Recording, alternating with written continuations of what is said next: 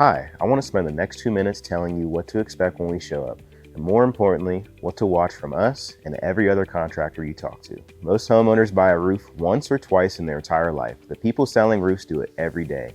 That asymmetry is where almost every bad roofing experience starts. So before we get to your house, I want to level the playing field. What's actually going to happen during our visit? We'll do a whole home inspection, take photos and measurements, and show you exactly what we find, good, bad, or somewhere in between. If your roof has another 10 years in it, we'll tell you. If there's a problem that needs to be handled now, we'll show you why. Here are the questions you should ask us and every contractor you meet. 1. Show me the damage. Photos, not descriptions. 2.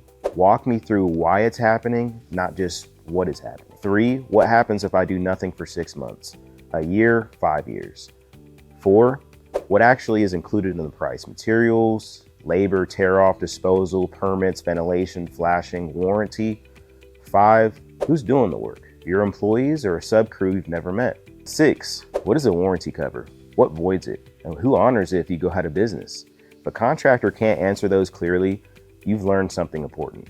We'd rather you make a confident decision than a fast one. But know this, roofing estimates are never apples to apples. 2 quotes that look $4,000 apart might be quoting different shingles, different underlayment, different ventilation, different flashing, details, and different warranties. Sometimes a cheaper bid is the better deal. Sometimes it's cheaper because something's missing. The only way to know is to compare the scope, not just the number.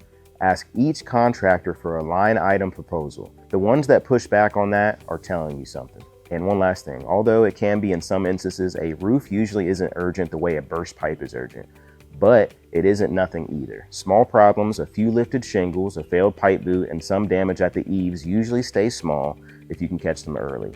The expensive jobs we do are almost always the jobs that started as cheap jobs 5 years ago. So whether you end up hiring us, hiring someone else, or deciding to wait, we'd rather you make that call with real information than guesswork. See you soon.